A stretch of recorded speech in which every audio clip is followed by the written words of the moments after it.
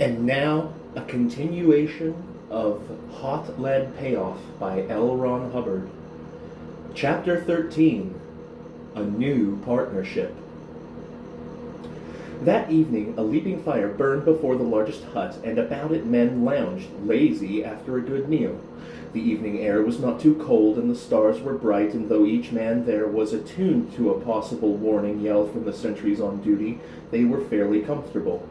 Sockdolliger Bill came back from washing his plate and inconspicuously eased himself into the circle, stretching out to face the fire.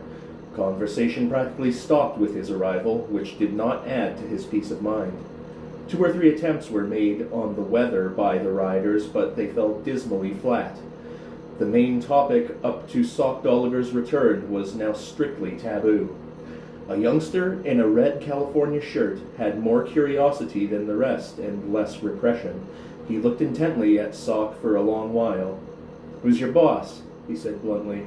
It was neither polite nor safe, and the circle tensed. Sock drew his legs up under him and carefully took a bite of tobacco.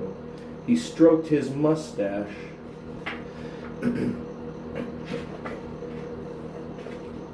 and appeared very unconcerned as he stared at the youngster in the red shirt.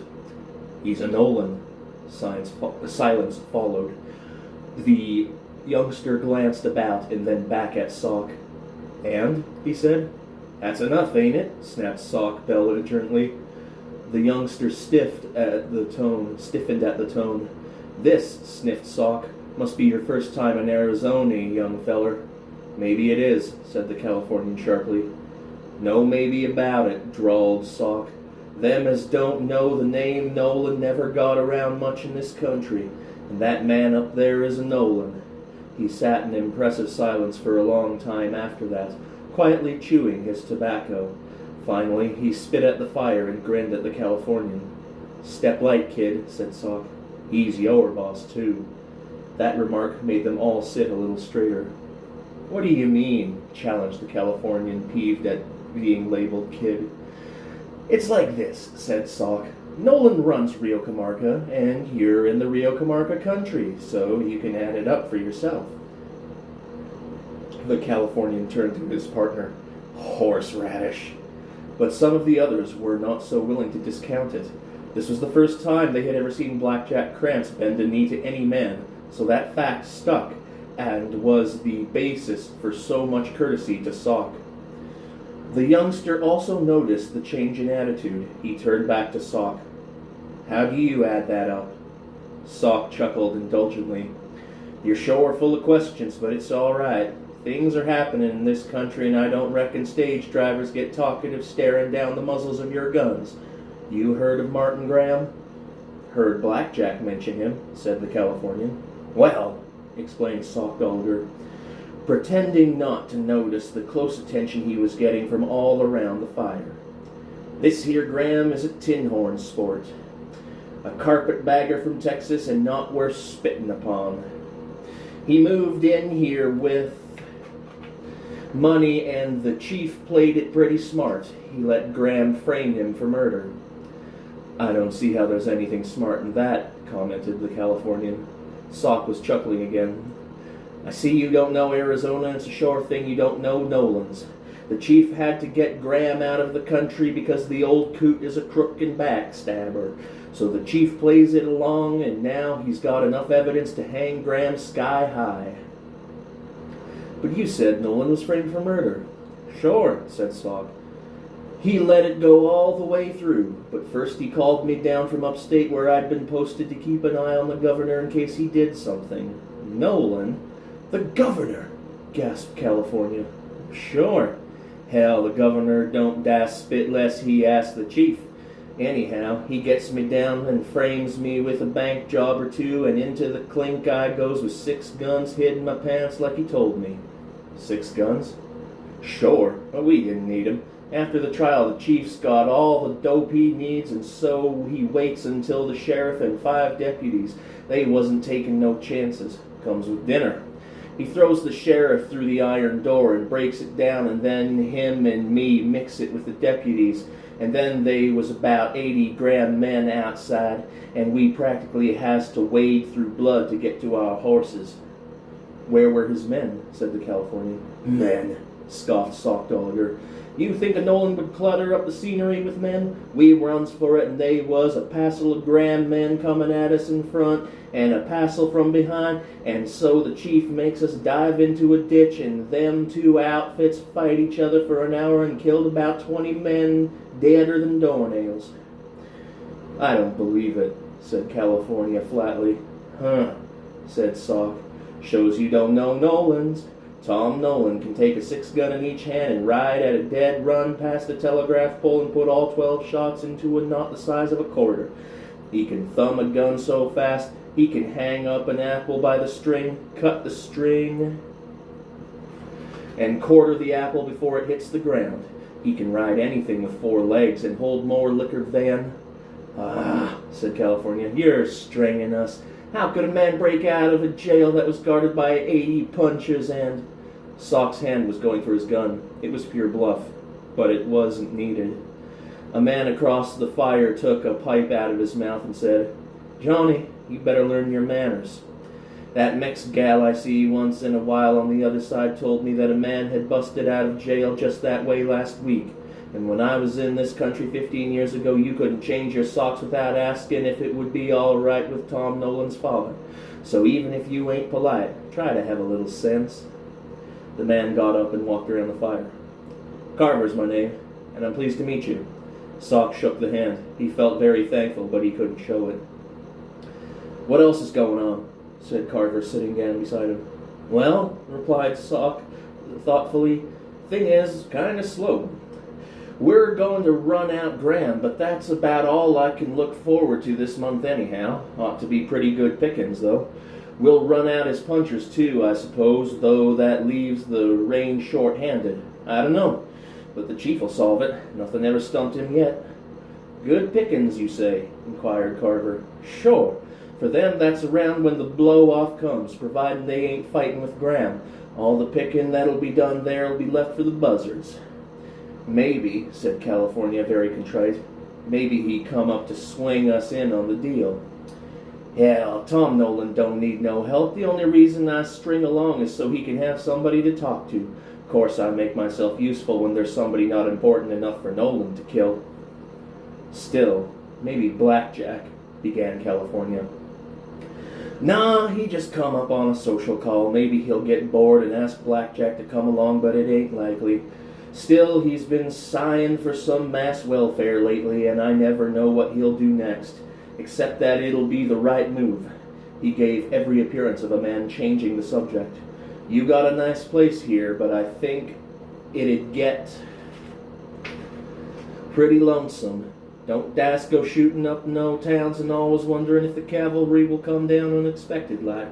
You boys may have fun, but still I think I'd be lonesome. Yeah, it is sometimes, said Carver, and heads all around nodded a little.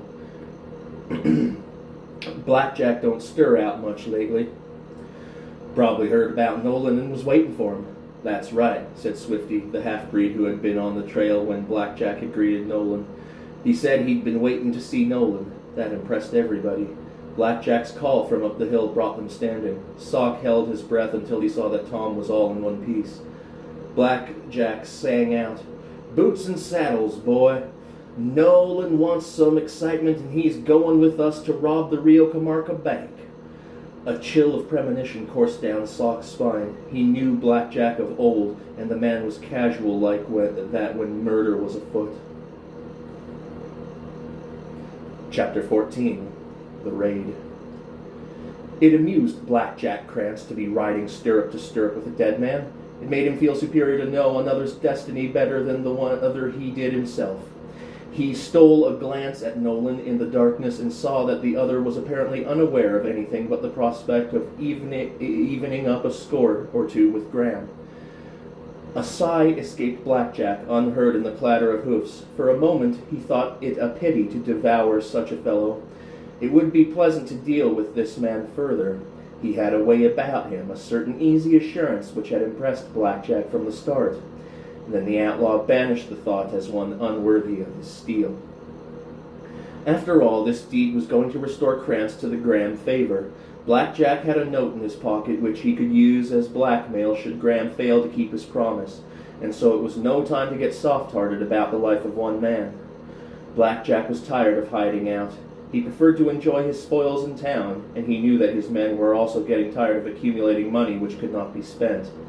This, then, was the solution to all of his problems. Racker was the judge, Bully Corrigan the prosecutor, and soon Bill Patson would arrive as a federal marshal. Blackjack could do things with that set up, and he could also protect himself from Graham even while he worked with the miserly schemer. It was handy to be around Graham. The man was clever. The coup of getting federal commissions for both Patson and Racker was typical of the way Graham worked, and such methods had always pleased Blackjack, who was not without a sense of humor. He had laid his plans carefully so that Graham could not double-cross him. Graham had said to involve Nolan, which would be easy enough, and Blackjack had sent word giving a false location for the deed. It would be an attempt upon Graham's stock, and the time was 3 days hence, and so Blackjack was fairly certain that he was running into no trap at the Rio Comarca bank. Besides, he would make a nice profit on the deal, ingratiate himself again, and generally raise the stock of one Blackjack Krantz. He looked at Tom, who rode unconcernedly at his side, and then his eyes swept back along the dark trail to his 21 men, who, drawn out, seemed even more numerous. Napoleon, he mused, must have felt this way a time or two. They were still 5 miles from Rio Comarca, and the hills were leveling off into plains. Suddenly, Tom pulled Ginger from trot to rearing stop. "Quick! Your Winchester!" he cried. Blackjack was unnerved for the instant. He could not see any menace ahead, but neither could he be sure. The habit of watchfulness was too strong in him, and his reaction was to jerk the rifle from its boot. Tom snatched it from him as Ginger settled back, raising it to his shoulder, Tom slammed a shot into the bush beside the trail. Instantly, leather cracked and hammers clicked all down the line. "Huh," said Tom after a moment. "I must be jumpy tonight. I could have sworn I saw Pedro in there." "Pedro?" said Blackjack. "Sure, Graham's right-hand man." Tom levered another shell into the chamber and sat still for a moment. "No, it's just the shape of that rock, I guess. You see it?" Blackjack didn't, but he took the rifle back, understanding how such a thing might happen and knowing it was better to shoot first and ask questions later in such cases. Blackjack turned and shouted, "It's okay, boys." Tom took the opportunity of sliding the fired shell into his pocket. The cavalcade moved on at a trot. Blackjack glanced doubtfully at Tom. He doubted that the shot had been a signal to anyone, but nevertheless he made certain his 6-gun was ready for action in case of ambush. Blackjack mused over Pedro. It was funny that Nolan had mentioned the half-breed executioner. Pedro bobbed up at the unexpected times in places with genie-like regularity. He was the nightmare which always hovered in the vicinity of Martin Graham. The man had a power of sorts. He never told Graham all he knew, and so his death would close an invaluable file cabinet for his master. That was Pedro's protection. He had known, for instance, just where to find Blackjack, and had delivered the message himself, taking the answer back. And yet Blackjack was certain that Graham did not know, otherwise the stronghold would, long ago, have been invaded. Just how Pedro knew was a mystery in itself, and Blackjack somewhat creepily had guessed that Pedro had trailed him that fatal night, when he had come so close to death at the hands of this man at his side. Blackjack turned and looked at Nolan again. The man was still seemingly unconcerned, riding easily and apparently enjoying the night wind. And yet this man, Nolan suspected that Blackjack Krantz had killed his brother. Sooner or later, Tom Nolan planned to put the knife into Blackjack, and that was obvious. Suddenly, the outlaw leader was very anxious to get the evening's business done, and thereby remove this cool, careless fellow from life. Blackjack felt a little fear of Nolan now that he saw how good an actor the man could be. He must not give him any chance. The lights of Rio Comarca began to twinkle separately, and then their individual glow became steady. Blackjack pulled up. "Carver, ride ahead and see if everything in the town is clear." Carver came up and galloped past. The cavalcade, watching the dim bulk of the buildings before them, waited nervously, expecting action. In a few minutes, Carver came back. "3 horses in front of the Oasis, Blackjack. That's all." "Good," said Krantz. "How do you want to do this, Nolan?" "No use riding straight in," said Tom. "How about the men coming around to the back of the bank and waiting there mounted to cover the retreat? And you and I will do the job." Blackjack was relieved. He could not have asked for anything better. "Yes, I guess that ought to be all right." The column swerved out from the wagon road and circuited Rio Comarca. The bank looked like a white blockhouse in the moonlight. The men pulled up in a ragged line, each one watching for any sign of trouble within the square. "Hamilton may be around with some of his deputies," said Blackjack to Carver. "We'll do the work inside, but don't let anybody get to us, and clear the way so we can get out." "Sure," said Carver. Tom's and Sock's eyes met for an instant as Nolan dismounted and handed over Ginger's reins. Sock could not communicate his suspicions of Blackjack Krantz, for he had no chance to talk to Tom. Blackjack strode up the side of the building, and Tom followed. They came to a stop while still covered by the wall and surveyed the quiet pueblo. There was a light burning in the jail and another in Hamilton's office. The 3 mounts before the Oasis dozed as they waited for their riders, the G brand playing on them despite the soft light. Tom and Blackjack glanced at each other and then stepped out on the walk. Tom approached the bank door and in the darkness of the hallway examined the lock. Blackjack pulled a stick of dynamite out of his shirt and crimped a fuse with his teeth, trying to appear interested only in the business of bank robbery. Tom turned the knob and the door swung inward. He tensed, peering into the depths of the outer room. "It wasn't locked," he whispered. That jarred Blackjack, and he peered over Tom's shoulder. Nothing moved within, and at last Tom walked through toward the cages, hand of the butt on his Colt. Suddenly, he whirled about. A streamer of moonlight was coming through the big front window, and it was light enough to see Blackjack. His gun was just clearing leather. Tom drew swiftly. "Hold it, Blackjack! I could get you before I hit the floor." Krantz recognized his error. He had forgotten one thing. There was light behind him and darkness behind Tom, who therefore seemed to be only a shadow among the shadows. For 10 ticks of a watch they faced each other, guns leveled, hammers held down by expert thumbs. Blackjack laughed nervously. "You got me wrong, Nolan. I thought I heard somebody in here. Hell, Nolan, I ain't got any reason to shoot you." "No," said Tom, "and I don't have any reason to shoot you either, except that you murdered my brother." What gives you the idea that I—" "Save it," said Tom. "This is one rap you can't lie out of, Blackjack Krantz. You brought me here to kill me tonight. Well, you didn't make the grade." "But I did," said a voice in the doorway of Blanchard's office. "Don't move, Tom Nolan."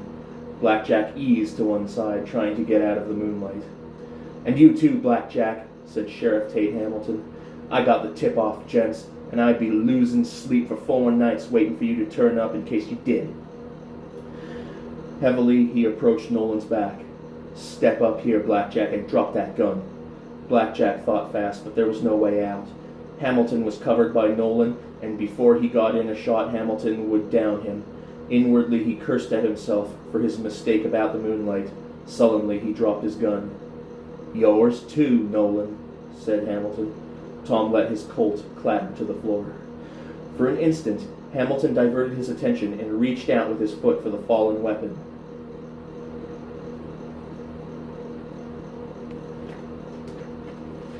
And in that instant, Tom acted.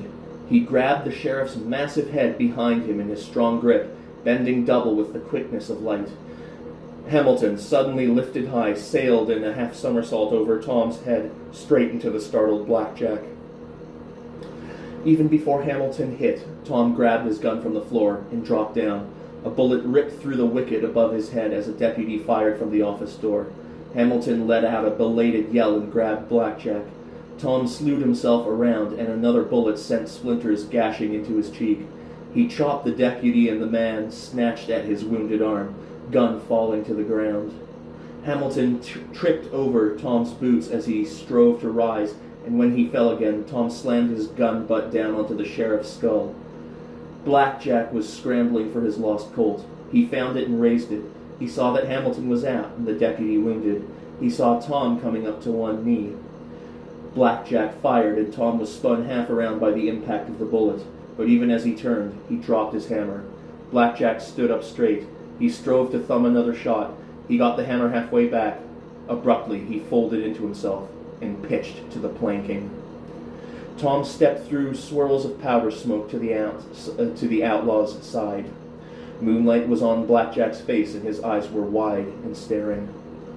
Tom strode swiftly back into the office, opened the file case, and began to rip through it for Graham letters and Crazy Ann accounts. Other shots were resounding outside.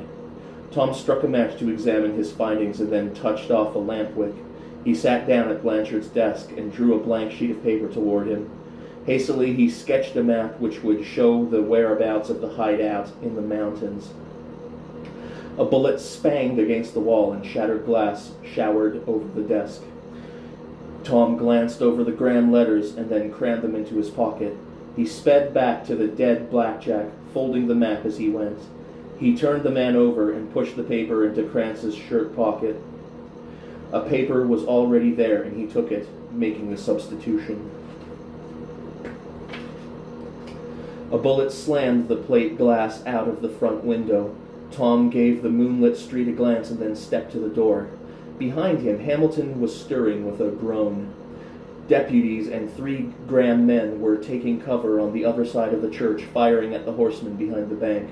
Tom sprinted down the walk, bullets gouging Dobe at his side. He raced between the buildings. "It's Nolan!" yelled Sock in high glee. Tom leaped for his saddle and turned Ginger on her hind legs. "Blackjack got it! Let's get going!" Only for an instant were the horsemen irresolute. The citizens of Rio Comarca were joining in the fray with more vigor than accuracy.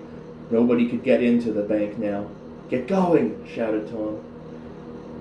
Quirts popped, and the riders raced after Nolan. Rio Comarca fell swiftly away behind them. Sock ranged up beside Ginger, and Tom pulled down to a canter. "Did he?" said Sock. "Yeah," said Tom. Hamilton was in there waiting. Old Blanchard didn't want his bank busted open, so he left the door unlocked. They were half a mile out on the plain, and the men could see by now that they weren't headed back for the mountains and that Tom had no intention of returning. Tom pulled up and held out his hand for them to stop also. They reined in and sat quietly watching him, not a little puzzled by the turn of events. "Graham double-crossed Blackjack," Tom told them. "Blackjack was to bring me into Graham." He stopped to let the full import of that sink home. "If any of you gents want to ride for the horizon, you're welcome to dig spur. Right now, I'm headed for the Crazy Ann." He did not wait for their answer, but turned Ginger and rode on his way. It was Carver who started after the rest of them. "Hell, we can't lose nothing following a gent like that. Come on, everyone." The 21 dug spur to follow Tom Nolan.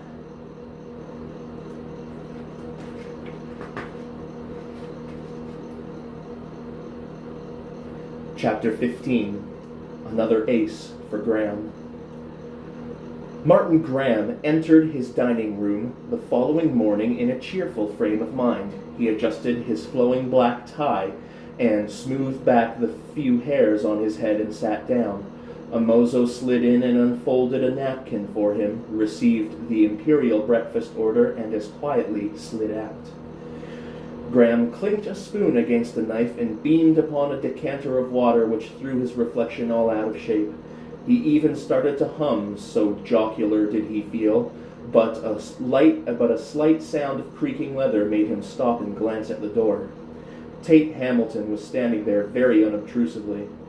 He held his battered hat in his 2 hands and wrung it out as though it were wet. His face was pale, and a large bandage crowned him. His jowls sagged down his collar. Graham read bad news, but he didn't show it. He put on a tolerant expression. "Come in, Hamilton." Hamilton stepped a pace forward. He was not very certain of what would happen, and he had eyed the lapel under which he knew blunt-nosed 41 hid. "Mr. Graham," began Hamilton, noisily clearing his throat. Graham waited. "Mr. Graham," began Hamilton again, squaring off a bit. "Blackjack Krantz came into Rio Comarca last night." "You brought him out here?" said Graham. "No, that wasn't necessary. We buried him this morning in Boot Hill." Graham nodded agreeably. "Well?" "Tom Nolan was with him, Mr. Graham." "And what happened to Nolan?"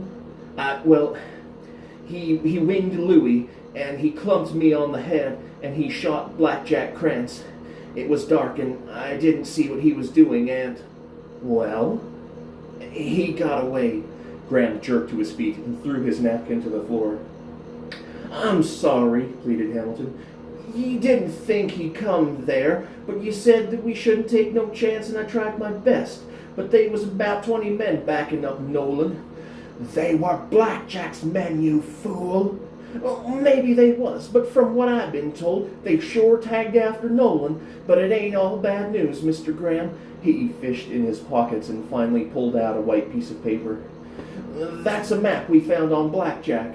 Graham studied it, scowling. Pedro entered silently and stood looking at the sheriff. Hamilton got very uncomfortable. Graham handed the map to Pedro. "You seem to know a good many things.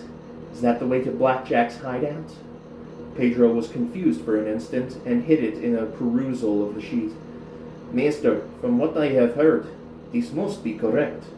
"In other words," said Graham, "you could lead a posse up there and clean the place out." "I think so, master." "You know damn well you could," said Graham. Pedro started to go. "Wait," said Graham. "I'm not such a fool as to walk into a possible trap. You had some news for me last week." "Yes, master," said Pedro. "Before you bring it in, have Mary brought down here." Pedro went out. Hamilton was still fingering his hat and nervously watching Graham, who had seated himself at the table again. It made Hamilton nervous to see that the man had not gotten angry, that he even appeared somewhat pleased about this turn of events. Mary stood in the doorway. She held her head high, and her dark eyes were disdainful. "You wish to see me?" "Come in," said Graham affably. "I have some news for you." She gave Hamilton a startled glance. "Yes," said Graham, "it is about Tom Nolan. Of course you would be interested. I am sorry to say that he is not dead. Yet. I have a lead on his whereabouts, and it seems that he has taken over Blackjack's crew. But I don't care whether that lead was planted or not. There are other ways to bring your friend in." "I am sure," said Mary coldly, "that you could think of many."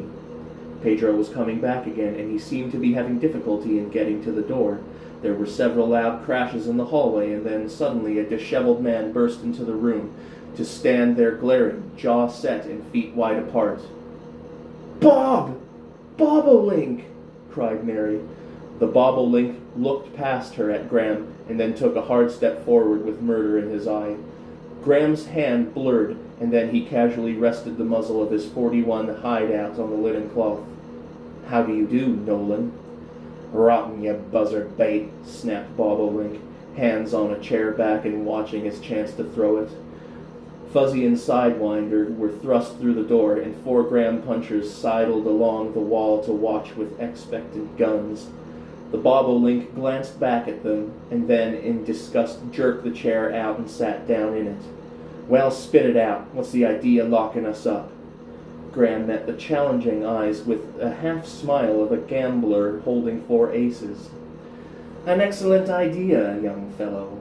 Mary came to the side of Bobolink's chair, and he threw her a scornful glance.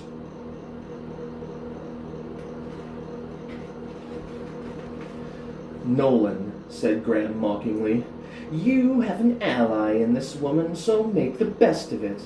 Unhappily, it seems that she loves your brother. I cannot account for her taste." "What's this?" said the bobolink contemptuously.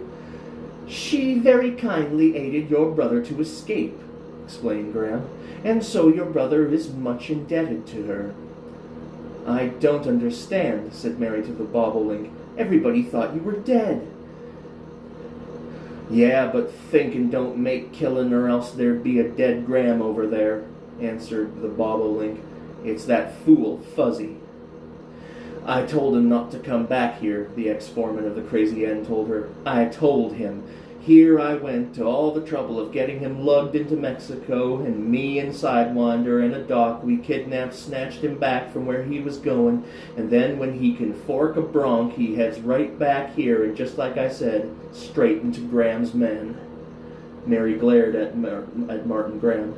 You have no right to hold him. He hasn't done anything. He's a Nolan, said Graham. Yeah, and damn proud of it, stated the bobolink. See, said Fuzzy hopelessly. You have no charge against him, persisted Mary. Graham smiled a little. Hamilton, is there a charge against Nolan? Hamilton avoided the bobolink's contemptuous stare. Well, maybe. He shot a tin horn once for using the holdout, but that was self-defense. Ah, murder, said Graham. And the witnesses? Well, hesitated Hamilton, there wasn't but 3 men there. Graham's smile broadened. Do you think, Nolan, that your brother might make a trade to set you free? He's got better sense. You wouldn't find Tom jumping into no frying pan. Last night, said Graham, your brother robbed a bank, shot a deputy, knocked out Hamilton, and killed Blackjack Krantz. Tom? Gaped Bob. And then made off with Blackjack's crew, added Graham. Patently, the man has gone mad. Completely mad. I have reason to think he might try to save Mary, and you, Nolan. Mary? Said the bobolink.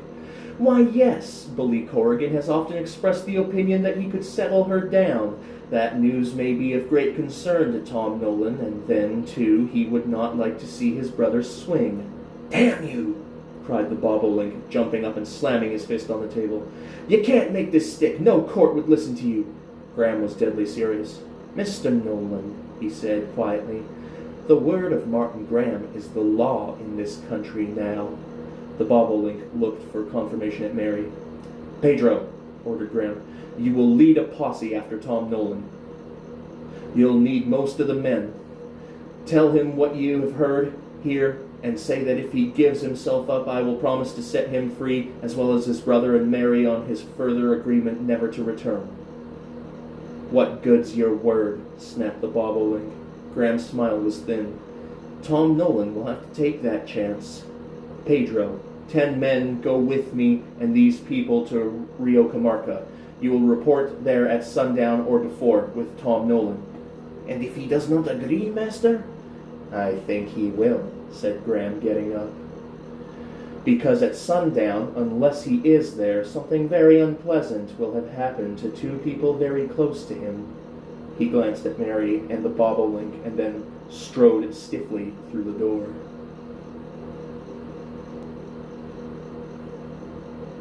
Chapter 16. The Cavalcade. Tom Nolan's cavalcade poured through the gates of the Graham hacienda and skidded to a halt before the mansion, their dust settling to enwrap them. Tom jumped down and strode up the walk to the porch, alert for any sniping shot. Although his arm was in the sling, he was little the worse for his encounter with Blackjack and Hamilton. Carver and Sock dropped to the earth to follow, and the others sat watchfully, hands on gun butts, attention on the outbuildings and corrals. They knew that Graham had punchers and vaqueros by the dozen, and that they would be no match for them in a pitched battle, and so it was with an anxiety that this hard-bitten crew looked after the welfare of Tom Nolan, who seemed to know exactly what he was doing. Tom banged with his gun butt upon the door. He did not wait long. Sock and Carver had barely come up with him before he sent his heel crashing into the lock to bust the door wide open. They marched through the hall into the drawing room beyond. Tom looked about and turned back. A drapery shivered, and with a swooping step he was beside it, yanking it down. An Indian mozo dropped out to his knees. He clasped his hands under his chin and closed his black eyes tight. "Ave Maria," he quaked. Tom pulled the man to his feet, and the mozo was astounded to find himself still alive. "Where is Graham?" demanded Tom. "With his men," shivered the mozo. "We saw his men 2 hours ago, and Graham wasn't with them. Where is he?" "In the pueblo, with his men." Tom turned upon Sock. "It didn't work," he said bitterly. "He sent most of his crowd into the mountains, and I knew he wouldn't go with them, but damn, he sneaked out on us." "And I thought it would be a nice hanging," said Sock mournfully. Tom confronted the mozo. "Where is Mary?" "She go with the master." Tom saw the secretary table and stepped over to it. He began to ransack the papers, occasionally finding one he could use and making a blizzard out of the rest. He gathered a large stack together and glanced around for something to carry them in. His eyes lighted upon a carpet bag, which held a place of honor beside the fireplace. He yanked it toward him and stuffed the papers into it. Again he returned to the desk, and suddenly he stood up very straight, staring at a crumpled sheet, his hands beginning to shake. It was the note Mary had sent him in jail. "So, I didn't lose it on the ride," said Tom. He knew that Mary. He whipped around to the mozo. "How has Miss Graham been treated here?" The mozo gulped. He was too terrified to lie. "She is put in her room and cannot come out by today. She go with the master." He'd even turn on his own daughter, raged Tom. "Hell," said Sock, "she ain't his gal. I know all about that. Her father was Captain Randolph. Old Graham married her mother after the captain died."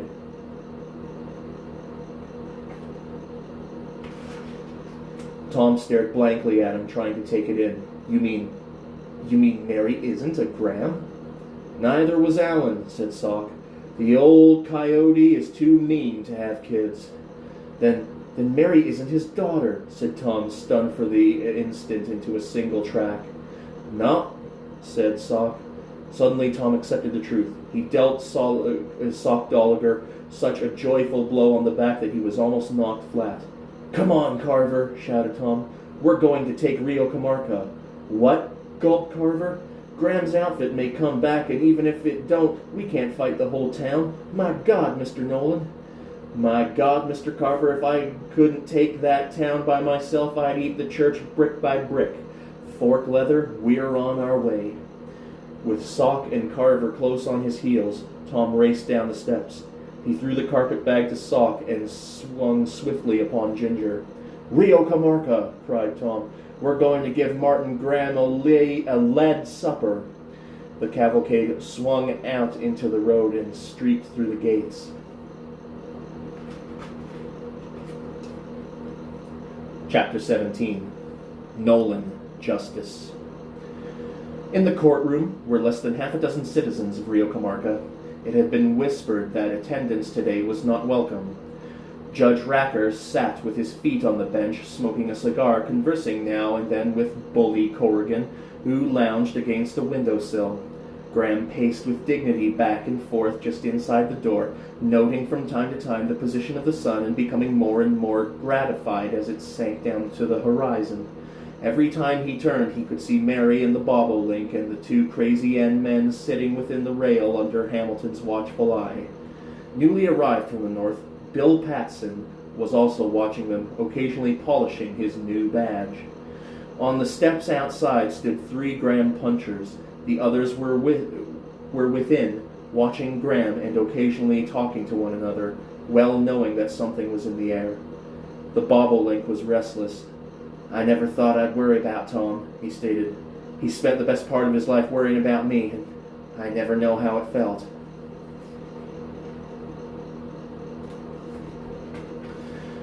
"I hope he doesn't come," said Mary earnestly.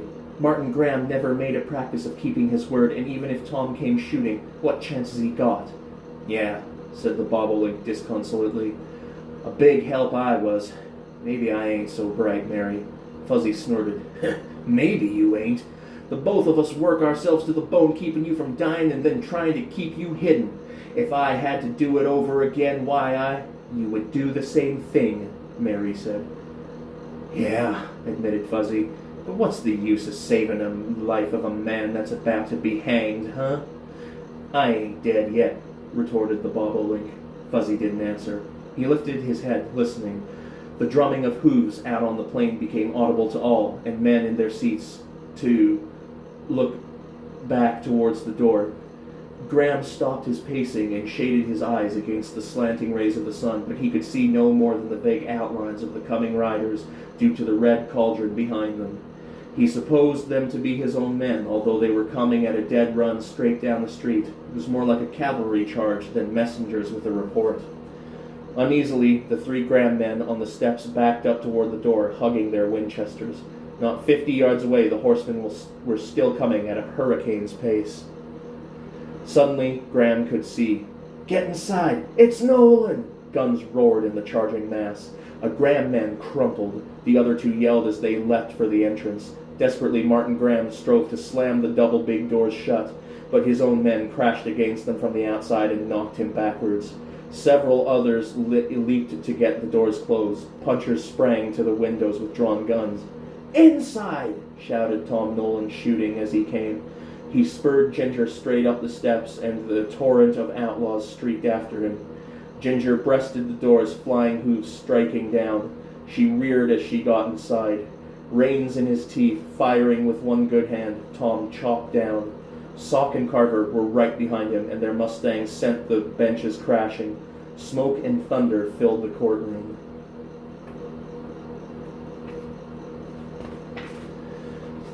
Graham had raced back towards Racker. He was trying to get a clear shot at Tom when the bobolink rose like a rocket from his bench and sent Graham bowling into Corrigan.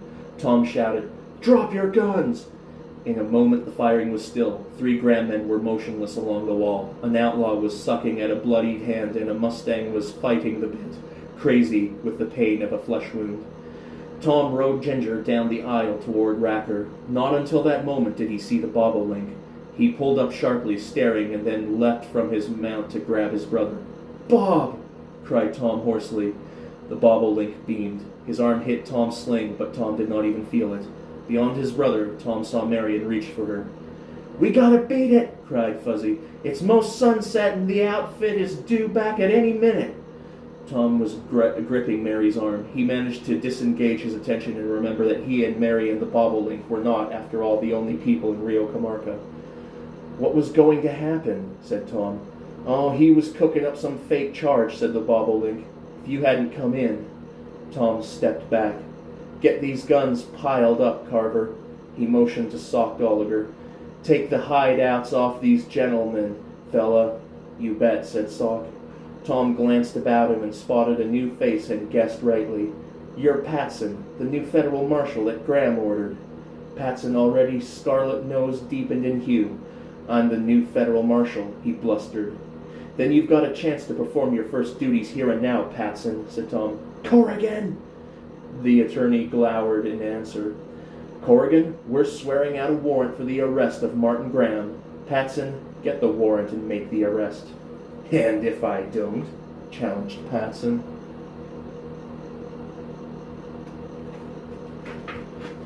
"If you don't," said Tom, "we shall have the pleasure of hanging you from that crossbeam up there and watching you prance." The careless tone of that statement was what spiked Patson. He glanced uneasily at Graham. Martin Graham, although his coat was torn and dusty, was still Martin Graham. He cast an eye toward the sun and saw that it was almost gone, sending its last red beams through the courtroom door. In a few minutes, Pedro and 40 men would come down the street. "Go ahead, Patson," said Graham. Corrigan scribbled on a sheet of paper, and Patson motioned to Graham to sit down in the chair the bobolink had left. "Turn the horses out of here and close the doors," said Tom. "Everybody inside." The order was done. The outlaws were greatly amused as they put the courtroom into shape. "Sock Gallagher," said Tom, "take 11 men and get into the jury box." Sock pointed them out, and they trooped into the place. "Racker," said Tom, "you will bring the court to order." Judge Racker glanced at Graham, but Martin Graham, with the ghost of a smile on his face, merely nodded. Racker pounded the bench with his gavel. "The court will now come to order." Silence followed while all eyes went to Tom. He paced up to the witness stand. "I'm on trial first. You're the lawyer, Carver." "But I don't," objected Carver. "And you start the ball rolling," said Tom to Corrigan. "The question is, did I or did I not kill Alan Graham?" He produced the note he had taken from Blackjack. "Read this aloud, Carver." Carver scanned it and began to read. "Blackjack, I know, of course, the true facts about Alan's death. I know, too, that he had sent for Hamilton and that you discovered the trap. The killing, in some measure, was justified, and I bear you no rancor." "That's enough," said Tom. "Graham's name is signed to that. Show it to the jury, Carver. And as for you, Graham, it'll save some unpleasantness if you admit that Blackjack Krantz had murdered Alan." Graham could see the light fading from the windows. He nursed his gold-headed cane between his hands. "You don't deny it?" challenged Tom. Graham smiled a little. Your Honor," said Tom, "put the case to the jury and be fast about it. I don't think the prosecution wants to ask any questions. Do you, Corrigan?" Corrigan was silent. Racker looked uneasily at Sock. "Gentlemen of the jury," he began. "Not guilty!" shouted the 12 good men and true all together. Tom turned to the clerk of the court. "You will read this evidence into the record. Now you, Graham, get up here." The bobolink thrust Martin into the chair which Tom vacated.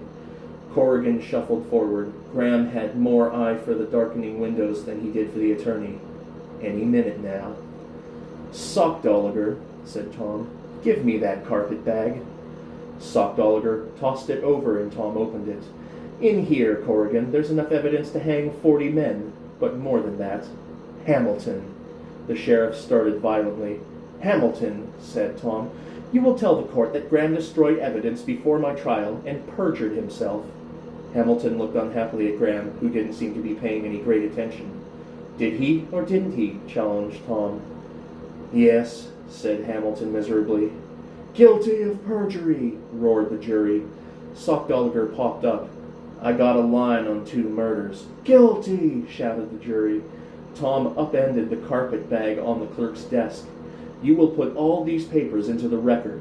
They are communications showing how small ranchers have been dry gulched and how Graham was in communication with Krantz, what he planned to do and how he planned to do it, the entire correspondence between Graham and Blanchard, which invalidates any court proceedings over the Crazy N litigation." "Guilty!" cried the enthusiastic jury. And scarcely had the sound died when a sentry at the window shouted, "Here comes Pedro in the outfit!" Tom rushed to the window. His own crew surged forward, cocking Winchesters. Pedro drew up before the courthouse, sensing that something was wrong. The others bunched behind him. Graham saw his chance. He rushed down the aisle toward the door.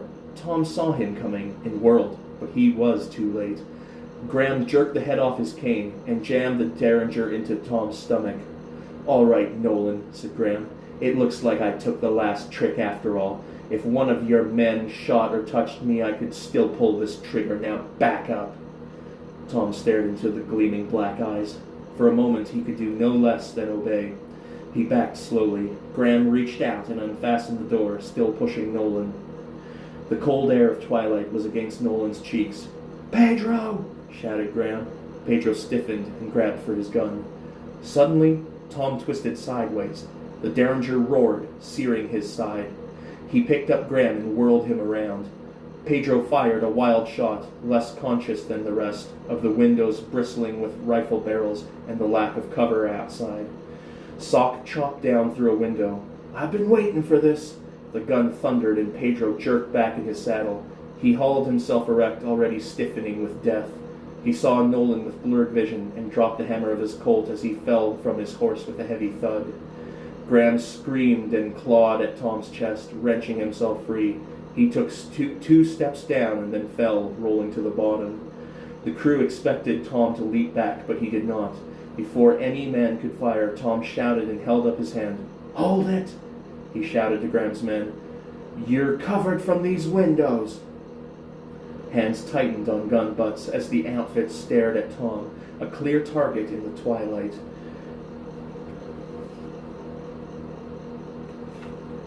"We don't want you, any of you, in the Rio Comarca country. Right now, we don't see any reason to blast you down, but you've got a chance to go and you'd better go. And if any of you ever shows his face in Arizona again, he won't have any face." Still, they hesitated, and then gradually their glances shifted to Graham, motionless in the dust, and to Pedro, almost beside him. A man of less stout heart in the rear of the mass began slowly to withdraw. Another followed him, and then another. A moment later, most of the men were pulling off down the street. They were not in close order now, but already beginning to fan out. Uneasily they looked back. Winchesters still gleamed in the windows of the courthouse. There might be 100 men within, and there might only be 20, but there was no reason to take a chance now. No reason whatsoever. Tom turned around. "Racker, Corrigan, Patson, and Hamilton, you've got just 10 minutes to sign your resignations and find horses." The four had been watching the departing minions of Martin Graham. Sadly, Racker picked up a pen. Sock strutted past them, picking up the papers as he went. He stopped before Racker. "You'll know better next time than to try to buck the Nolans," stated Sock. The bobolink and Mary were beside Tom. "Gee," said the bobolink, "I never thought—" "Save it," said Tom roughly. "You had the right idea in the first place." "So did you," grinned the bobolink, glancing at Mary. Racker came out of the courthouse, his shoulders sagging. He felt very abused to see Tom's salvage crew sitting so patently in possession of that town and watching Tom's every move with boundless admiration. In his hand, Racker carried the carpetbag. It was empty now, and eaten with moths of 30 years. As he passed Graham, Racker halted. Very carefully, he dropped the empty carpetbag on the body of Martin Graham.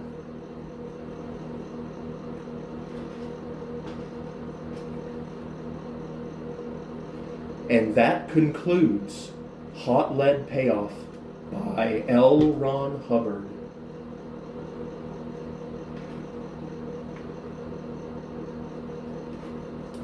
About the author. The special editions of the classic series are drawn from the fiction works of one of the most prolific and influential authors of the 20th century, L. Ron Hubbard.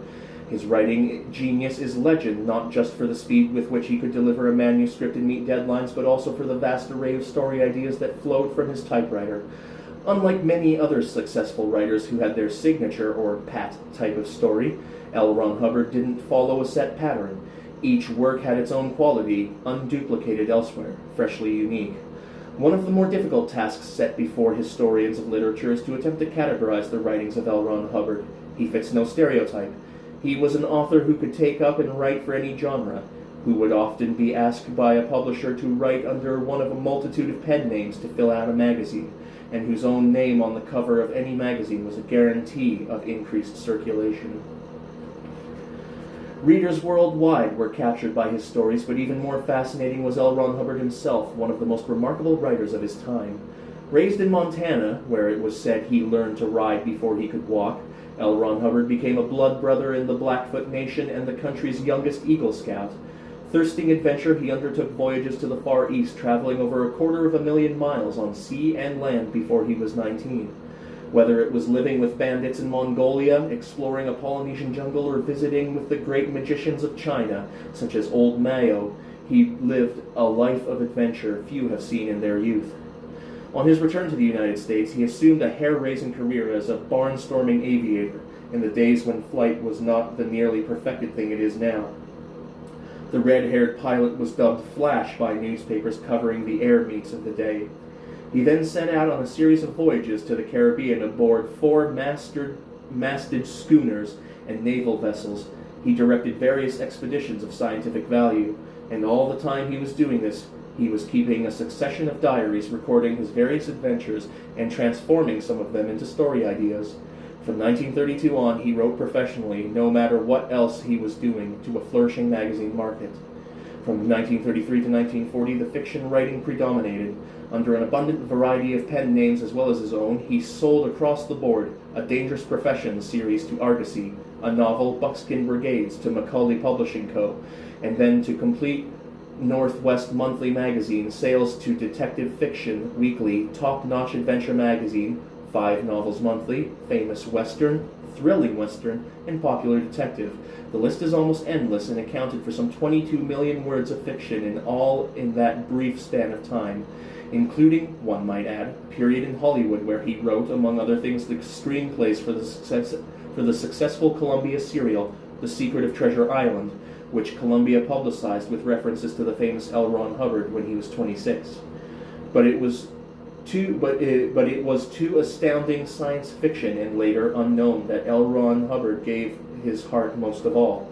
Brought into the offices of Astounding as it was about to launch the spectacular career of John W. Campbell Jr. in 1937 as its editor, author L. Ron Hubbard was to give the magazine a circulation boost.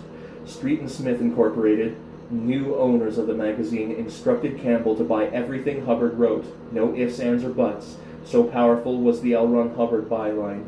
Neither side in this arrangement really cared for it at first. Campbell had to feel constrained to a certain extent, especially since Hubbard was a year younger than he, yet had already built a spectacular career as a writer.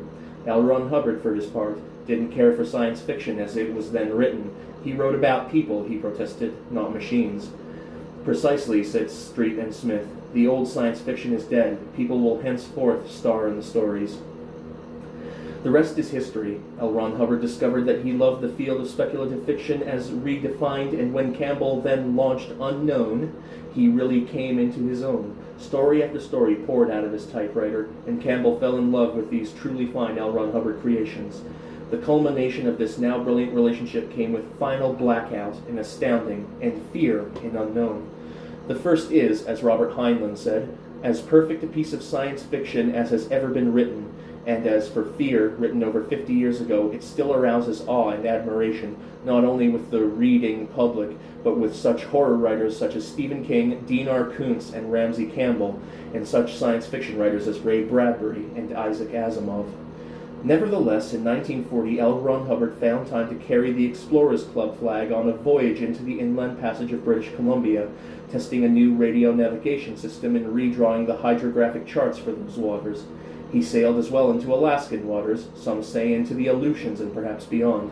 Certainly, by the time the Japanese bombed Pearl Harbor, he was already in naval uniform bound for Australia, where he became senior naval officer present ashore for some time. He coordinated shipments to Douglas MacArthur while the latter was attempting to defend the Philippines.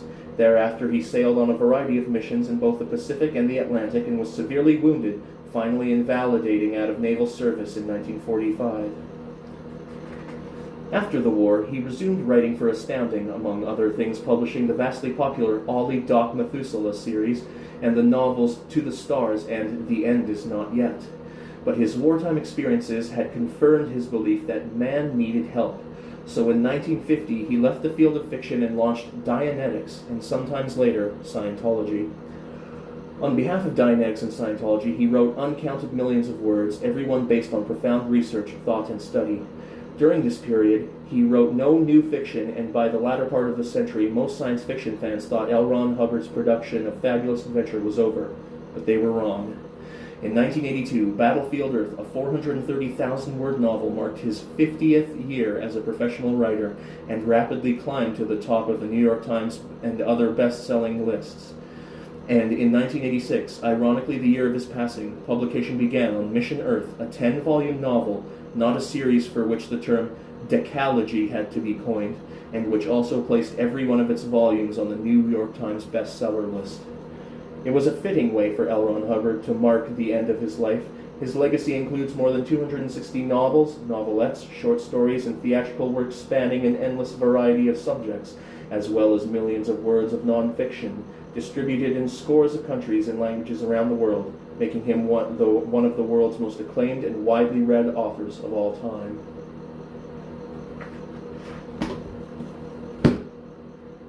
And this concludes a one-take audiobook production. Goodbye, and thank you for listening.